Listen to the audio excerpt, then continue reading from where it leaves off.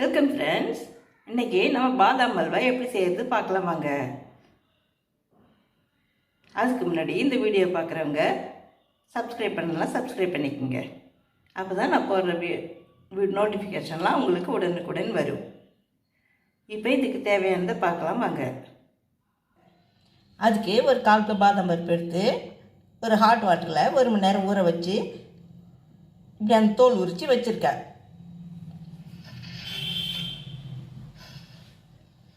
இது 2 கப் இருக்குது.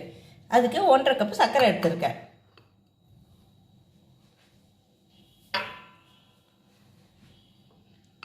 அதுக்கு 100 கிராம் நெய் எடுத்துருக்கேன். 250 கிராம் பால் எடுத்துருக்கேன். இந்த பால் காய்ச்சி ஆற வச்ச பால். ஊற வச்ச பாதாம் பருப்பை எல்லாத்தையும் மிக்சரில் சேர்த்து ஒரு 100 கிராம் அளவுக்கு பால் சேர்த்து அரைச்சிக்கணும்.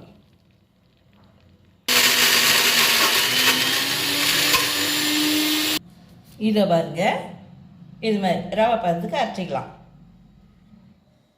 அடுப்பில் வானல் வச்சு ஒரு 50 கிராம் அளவுக்கு நெய் சேர்த்து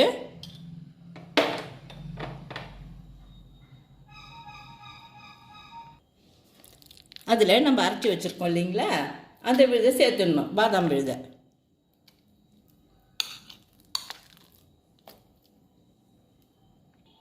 இதை பாருங்க, அடுப்பை சிம்மில் வச்சுட்டு இப்படி கிண்டி விடணும். அரைச்ச பாதாம் விழுதை அந்த நெய்யில் சேர்த்து கிண்டி விடணும்.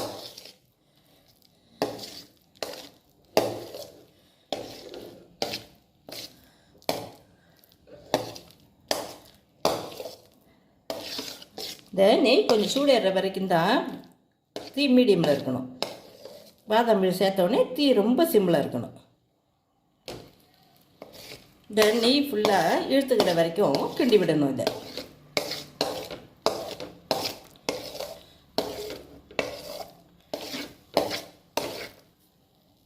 இதை பாருங்க, எல்லாம் நெய்யை அப்சர்வ் பண்ணிக்கினதுக்கப்புறம் இதில் நம்ம இன்னும் ஒரு 100 கிராம் பால் வச்சுருக்கோம் இல்லைங்களா, அதை இதில் சேர்த்து கிண்டி விடணும்.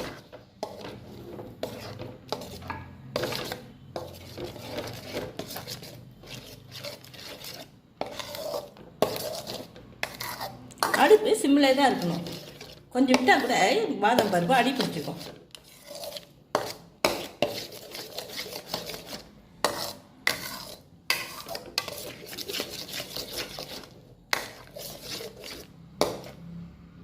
இப்போ இதோ பாருங்கள், இந்தளவு ஒரு பிஞ்சு உப்பு சேர்த்தணும். அதில் உப்பு எதுக்குன்னா இனிப்பு சுவையை கொஞ்சம் கூட்டும், அதுக்காக போடுறது.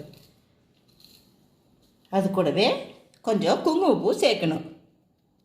பாதாமில் குங்குமப்பூ சேர்த்தா நல்லாயிருக்கும். இதுக்கு கலர்லாம் சேர்க்க தேவையில்லை. குங்குமப்பூ சேர்த்தோம்னா அதுலேருந்து வர கலரே போதும். நல்லா கிண்டி விட்டுக்கிட்டே இருக்கணும்.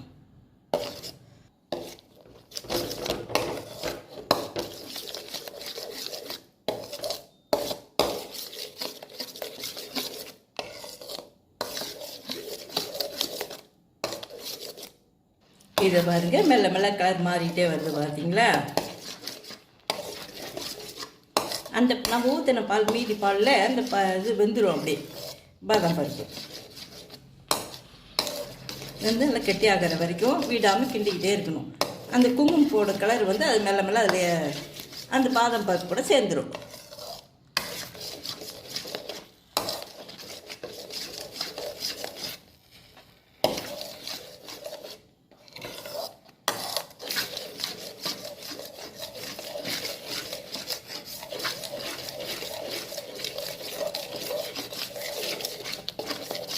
இந்த பதம் வந்த உடனே நம்ம எடுத்து வச்சுருக்கோம் இல்லைங்களா சர்க்கரை, அந்த பால் ஃபுல்லாக சுண்டிட்டு இந்த பதம் வந்ததுக்கப்புறம் நம்ம எடுத்து வச்சிருக்க சர்க்கரை இதில் சேர்த்துடணும்.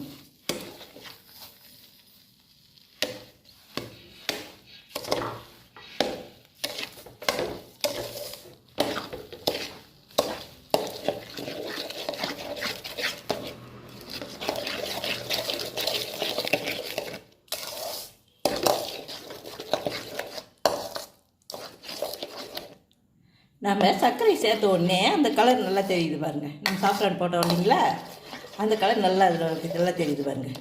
சர்க்கரை போட்டால் கொஞ்சம் இலகிடும், அந்த கலரும் நல்லா தெரியும். முதல்ல இருந்ததை விடவே இப்போ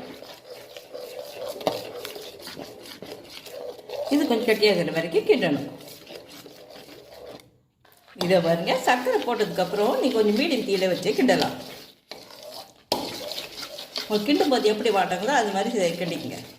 மீடியம் தீ வைப்போன்னு வச்சுங்க, சிம்லேயும் கொஞ்சம் நேரம் வச்சுங்க. ஆனால் வதக்கிட்டு பால் ஊற்றி வெந்து சர்க்கரை போடுற வரைக்கும் சிம்மில் தான் வைக்கணும். அதுக்கப்புறம் கொஞ்சம் மீடியம் தீயில் வச்சு கிண்டலாம்.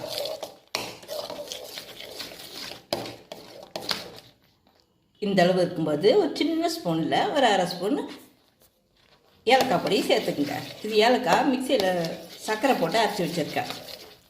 கொஞ்சம் திட்டமான ஸ்பூன்னா 1/4 ஸ்பூன் கூட போட்டுக்கலாம். நசுக்கி போடுறதுனா ஒரு 4 ஏலக்காய் எடுத்து பொடி பண்ணி போட்டுக்குங்க. போட்டு கிண்டிக்கினே இருக்குங்க.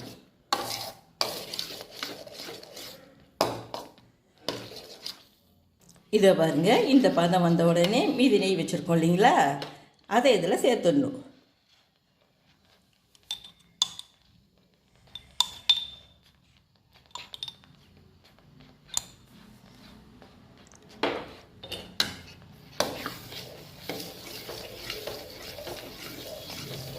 சேர்த்து கிண்டிக்கிட்டே இருக்கணும்.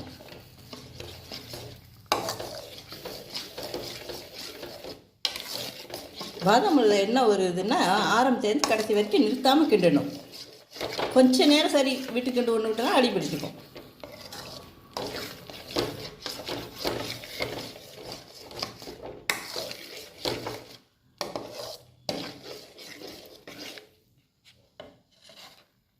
இதை பாருங்கள், கொஞ்சம் அடி பிடிக்காமல் அப்படி சுருண்டு சுருண்டு வரும் பாருங்கள். இந்த சமயம் வந்து நம்ம அடுப்பை நிறுத்திடலாம். அடுப்பை நிறுத்திட்டு அதுக்கப்புறம் 2 ஸ்பூன் நெய் அப்படி சேர்த்துருங்க. நம்ம ஊற்ற நெய்லாம் அப்சர்வ் பண்ணிக்கிச்சு இல்லைங்களா, அடுப்பை நிறுத்தினதுக்கப்புறம் 2 ஸ்பூன் நெய் சேர்த்துருங்க. இதை பாருங்கள், இப்படி எடுத்து இப்படி போட்டால் இப்படி வரணும் பாதாம் அல்வா.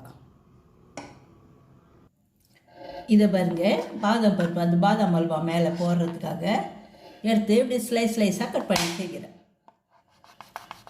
வைங்க பொடிசா.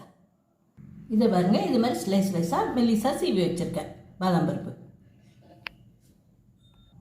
இதுக்கு மேலே கொஞ்சமாக குங்குமப்பூ சேர்த்து, அதுக்கு மேலே நாங்கள் ஸ்லைஸாக கட் பண்ணி வச்சுருக்கோம் இல்லைங்களா, அந்த பாதாம் பருப்பு இப்படி தூவிடணும். போட்டு இப்படி எடுத்து சாப்பிட்டு பாருங்கள், நல்லாயிருக்கும். இதேமாதிரி நீங்களும் செய்து பாருங்கள்.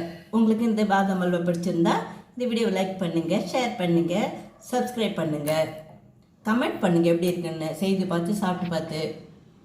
தேங்க்யூ ஃபார் வாட்சிங்.